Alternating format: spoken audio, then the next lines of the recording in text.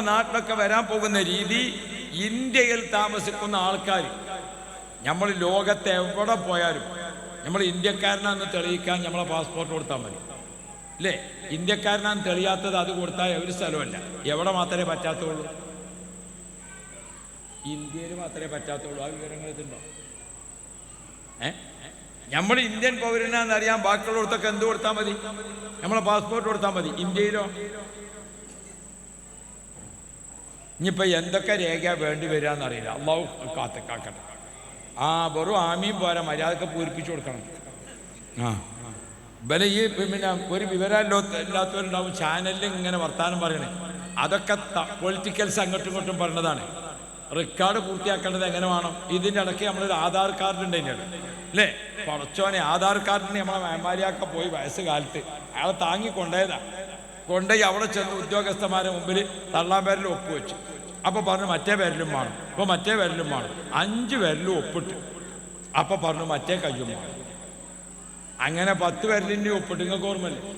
എത്ര പേരിലും ഒപ്പിട്ട്? 10 പേരിലും ഒപ്പിട്ട്. മൂപ്പരപ്പോൾ പുറത്തിറങ്ങിക്കാണ്ട് ആ ചുമരുമ്പോൾ ചാരി അവിടെ ഇരുന്ന് കുറേ ഇങ്ങനെ 1/2 മണിക്കൂർ 3/4 മണിക്കൂർ ഇരുന്നപ്പോൾ ഒരു ഉദ്യോഗസ്ഥൻ വന്നുകാട് ചോദിച്ചു, എന്തെങ്കിലും പോണില്ലേ ചോദിച്ചു.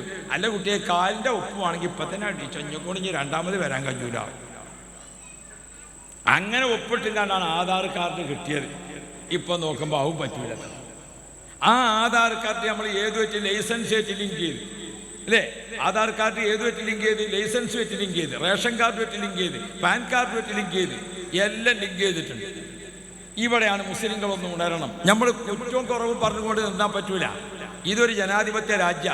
ഈ രാജ്യത്തൊരു നിയമം വരുമ്പോൾ മുസ്ലിമീങ്ങളെ, പ്രിയപ്പെട്ട ചെറുപ്പക്കാരെ, എൻ്റെ പ്രിയപ്പെട്ട ചെറുപ്പക്കാരികളെ, നമ്മുടെ നാട്ടിലുള്ള ജനങ്ങൾക്ക് നാം സംരക്ഷകരാവണം.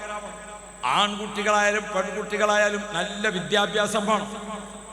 ആ വിദ്യാഭ്യാസമുള്ള കുട്ടികളൊക്കെ യോജിച്ചുകൊണ്ട് നമ്മുടെ നാടിൻ്റെ പരിധിക്കുള്ളിൽ അള്ളാഹു റബ്ബി അടുത്ത ഒരു 10 വർഷം എന്ന് വെച്ചോളൂ നിങ്ങൾ, അടുത്ത ഒരു 10 വർഷം കൊണ്ട് നമ്മുടെ നാട്ടിൽ നമ്മുടെ നാട്ടുകാർക്ക് ഉപകാരപ്പെടുന്ന 10 ഡോക്ടർമാർ നമ്മുടെ നാട്ടിലുണ്ടാവണം, 10 എഞ്ചിനീയർമാർ നമ്മുടെ നാട്ടിലുണ്ടാവണം, 10 മൗലവിമാർ നമ്മുടെ നാട്ടിലുണ്ടാവണം, 10 ഹാഫിളീങ്ങൾ നമ്മുടെ നാട്ടിലുണ്ടാവണം, 10 കാർഷിക രംഗത്ത് വിവരമുള്ളവർ നമ്മുടെ നാട്ടിലുണ്ടാവണം.